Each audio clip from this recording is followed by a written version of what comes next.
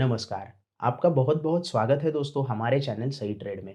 दोस्तों, आज की वीडियो में हम बात करने वाले हैं मूविंग एवरेज इंडिकेटर के बारे में। ये एक बहुत ही इम्पॉर्टेंट इंडिकेटर है जो कि सपोर्ट और रेजिस्टेंस का भी काम करता है और आपको ट्रेडिंग सिग्नल भी जनरेट करके दे सकता है। तो चलिए शुरू करते हैं आज की वीडियो और देखते हैं मूविंग एवरेज इंडिकेटर के बारे में। मूविंग एवरेज इंडिकेटर एक लैगिंग इंडिकेटर है जो कि प्राइस को फॉलो करता है। मतलब जैसे जैसे प्राइस ऊपर बढ़ती चली जाएगी, ये इंडिकेटर भी प्राइस के साथ ऊपर बढ़ता चला जाएगा, या फिर प्राइस अगर नीचे आएगी तो ये इंडिकेटर भी प्राइस को फॉलो करते हुए नीचे आना शुरू कर देगा। उसके साथ साथ ही मूविंग एवरेज इंडिकेटर थोड़ा सा लेट सिग्नल जनरेट करता है। मतलब ट्रेंड कंफर्म होने के बाद ये सिग्नल आपको जनरेट करके देगा, लेकिन ये कंफर्म सिग्नल माना जाएगा, उसके बाद आप ट्रेड ले सकते हो। उसके साथ साथ मूविंग एवरेज इंडिकेटर जैसे मैंने बताया है सपोर्ट और रेजिस्टेंस का भी काम करता है। मतलब अगर कोई प्राइस इस तरीके से ऊपर बढ़ रही है और यहाँ पे एक मूविंग एवरेज आ रहा है, तो प्राइस क्या करेगी, मूविंग एवरेज को as a resistance, moving average वहाँ पे एज अ रेजिस्टेंस काम करेगा और प्राइस उसको टच करके फिर से नीचे आने की कोशिश करेगा। और अगर मूविंग एवरेज नीचे नीचे की साइड में है तो मूविंग एवरेज वहाँ पे प्राइस के लिए सपोर्ट का काम करने की कोशिश करेगा। उसके साथ साथ ही जो मूविंग एवरेज इंडिकेटर होता है उसको अगर प्राइस क्रॉस कर दे तो उससे एक ट्रेडिंग सिग्नल माना जा सकता है। मतलब ये 50 डे का मूविंग एवरेज है और प्राइस अगर उसको क्रॉस करके ऊपर ट्रेड करने लगे तो हम वहां पे बाय सिग्नल जनरेट कर सकते हैं और बाइंग का कॉल वहां पे लेने की कोशिश कर सकते हैं। या फिर अगर 50 डे का मूविंग एवरेज इस तरीके से कुछ ट्रेड कर रहा है और प्राइस उसे ब्रेक करके नीचे की तरफ ट्रेड करने लगे तो वहां पे हम सेल सिग्नल क्रिएट कर सकते हैं और शॉर्ट सेलिंग की पोजीशंस लेने की कोशिश कर सकते हैं। मूविंग एवरेज के दो टाइप होते हैं दोस्तों। पहला होता है सिंपल मूविंग एवरेज और दूसरा होता है exponential moving average. Simple moving average का कैलकुलेशन ऐसे होता है कि आप 7 दिन का मूविंग एवरेज अगर निकालना चाहो तो 1 से 7 दिन का जो स्टॉक का क्लोजिंग प्राइस है उसे आपको पूरा हर एक दिन का क्लोजिंग प्राइस को एडिशन करना होगा। टोटल 7 दिन का एडिशन हो गया और उसको 7 से डिवाइड करना होगा तो आपका एक एवरेज निकल के आएगा प्राइस का। तो उस प्राइस के हिसाब से वो मूविंग एवरेज आपका कैलकुलेट होता रहता है। जैसे जैसे दिन आगे बढ़ेंगे पहला दिन आपको स्किप करना होता है और आगे का दिन वहां पे ऐड करते जाना होता है। उसी के साथ साथ मूविंग एवरेज आपका आगे बढ़ने लगता है। उसके साथ साथ मूविंग एवरेज जो मोस्टली कॉमन है वो है 10 दिन मूविंग एवरेज, 20 दिन का मूविंग एवरेज, 50 दिन का मूविंग एवरेज, 100 दिन का मूविंग एवरेज और 200 डेज 200 दिन का मूविंग एवरेज। ये जो मूविंग एवरेजेस हैं ये most commonly use moving averages हैं। इसमें से 50 दिन का मूविंग एवरेज, 100 दिन का मूविंग एवरेज और 200 डे का मूविंग एवरेज सबसे इंपॉर्टेंटली लॉन्ग टर्म के लिए यूज होते हैं। 200 डे का मूविंग एवरेज एक स्ट्रॉन्ग सपोर्ट या फिर रेजिस्टेंस का काम करता है। उसके नीचे अगर स्टॉक ट्रेड करने लगे तो हम कह सकते हैं कि स्टॉक में बेरिशनेस दिखाई दे रही है। या फिर 200 डे मूविंग एवरेज से ऊपर अगर स्टॉक ट्रेड करने लगे तो हम कहते हैं कि स्टॉक में अब अच्छी खासी अप ट्रेंड शुरू होने की चांसेस हैं। आइए देखते हैं चार्ट के ऊपर किस तरीके से मूविंग एवरेज को वर्कआउट करना होता है। यहाँ पर हमने HDFC का 1 डे का चार्ट लिया है और एक्सपोनेंशियल मूविंग एवरेज यहाँ पे हमने प्लॉट किया है 50 डेज का। ये जो ब्लू कलर की लाइन दिखाई दे रही है ये 50 डे का एक्सपोनेंशियल मूविंग एवरेज है। किस तरीके से ये काम करता है आप देख सकते हो। यहाँ पे जब भी स्टॉक इस 50 डे मूविंग एवरेज के ऊपर ट्रेड किया है, अच्छा खासा स्टॉक में मूवमेंट आ गया है और मूविंग एवरेज भी प्राइस को फॉलो करते हुए ऊपर की तरफ शिफ्ट हो रहा है। जैसे ही प्राइस ने मूविंग एवरेज को ब्रेक कर दिया स्टॉक नीचे गिरना शुरू हो गया और मूविंग एवरेज भी नीचे आना शुरू हो गया। जब जब भी प्राइस ने मूविंग एवरेज को टच किया है मूविंग एवरेज यहाँ पे रेजिस्टेंस का काम कर रहा है और प्राइस मूविंग एवरेज को टच करके फिर से नीचे आ रही है। यहाँ भी जैसे ही प्राइस ऊपर गई है मूविंग एवरेज से आप यहाँ पे बाय सिग्नल जैसे मैंने कहा था कि जनरेट कर सकते हैं, लेकिन जब मार्केट ट्रेंडिंग होगा तो ही इस प्रकार के मूविंग एवरेज के साथ हम बाइंग सिग्नल या फिर सेल सिग्नल जनरेट कर सकते हैं। अगर मार्केट रेंज बाउंड रहा तो मूविंग एवरेज भी इसी की तरह ट्रेड करेगा और हमें एक एक्चुअल सिग्नल, एक्यूरेट सिग्नल नहीं मिलेगा। जब भी मार्केट ट्रेंडिंग होगा या तो अप ट्रेंड में या तो डाउन ट्रेंड में तो ही मूविंग एवरेज एक एक्यूरेट इंडिकेटर की तरह काम कर सकता है।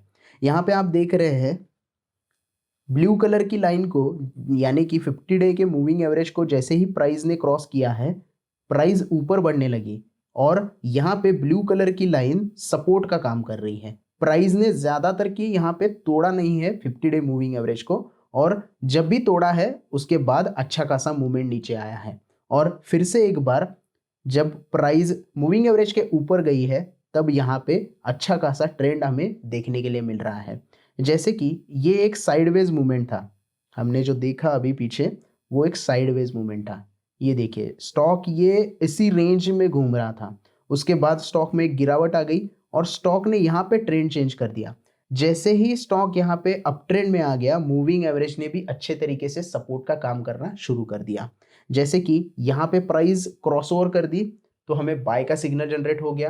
ट्रेंड भी अच्छा खासा यहाँ पे अप ट्रेंड दिखा रहा था, तो यहाँ पे दो कन्फर्मेशन आ गए, एक तो मूविंग एवरेज का क्रॉसओवर हो गया, दूसरा ट्रेंड यहाँ पे अप ट्रेंड में शिफ्ट हो गया है। तो यहाँ पे हम बाय कर सकते थे और जैसे जैसे प्राइस ऊपर गई है मूविंग एवरेज भी ऊपर शिफ्ट होता गया। जैसे जैसे प्राइस नीचे आई है वैसे वैसे मूविंग एवरेज यहाँ पे सपोर्ट का काम करने लग गया।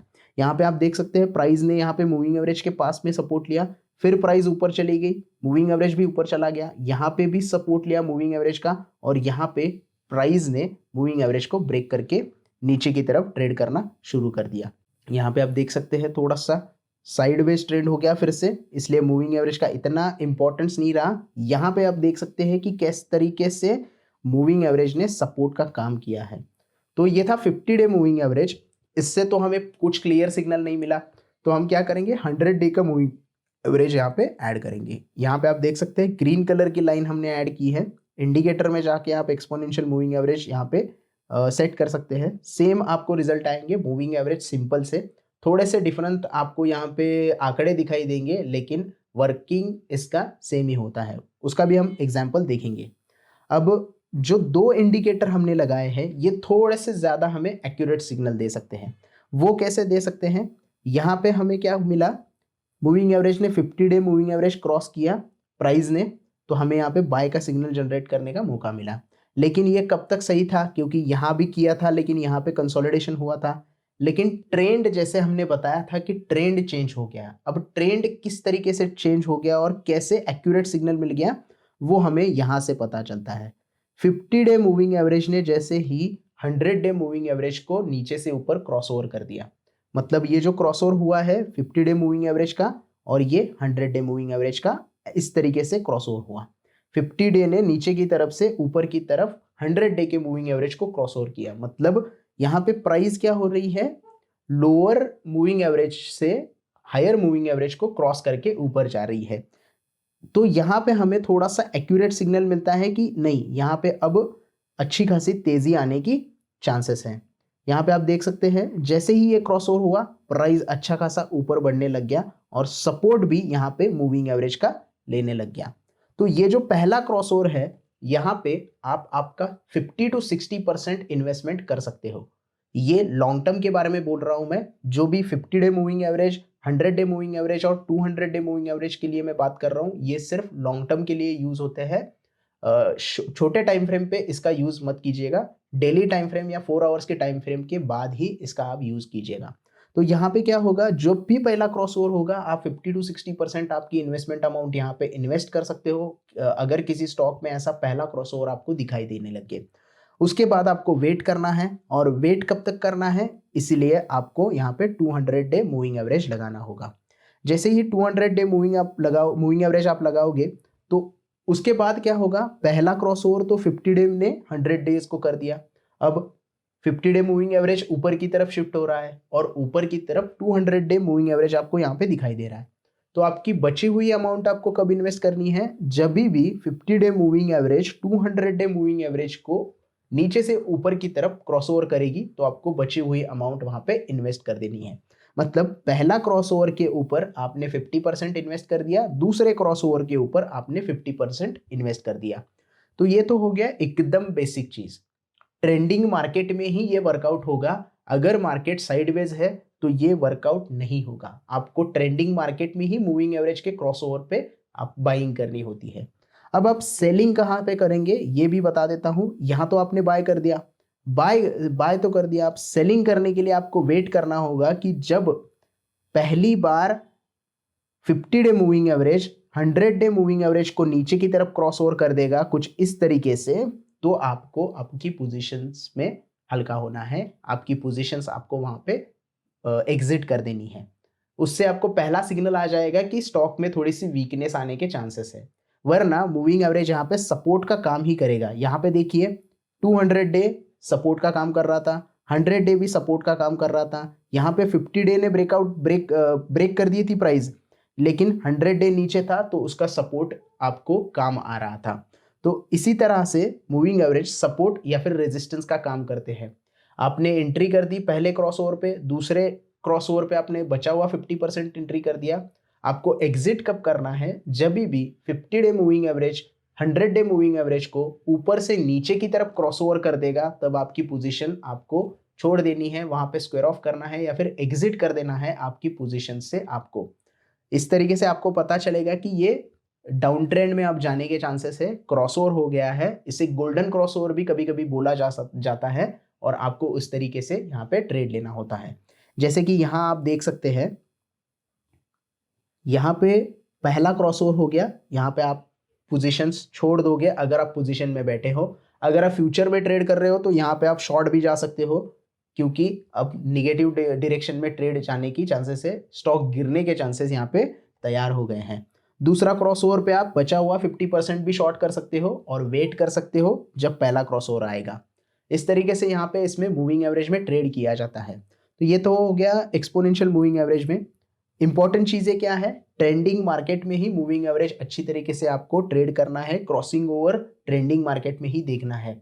अदरवाइज आपको सिंगल मूविंग एवरेज लगा के वो सिर्फ सपोर्ट और रेजिस्टेंस का काम करेगा। जब मार्केट बढ़ रहा है तो आप ट्रेड मत लेना, सपोर्ट को आएगा, जब मूविंग एवरेज को सपोर्ट के लिए आएगा तब आप वहां पे एंट्री कर सकते हैं, या फिर प्राइस मूविंग एवरेज के ऊपर क्रॉस कर देगी तब आप वहां पे ट्रेड लेने की कोशिश कर सकते हैं।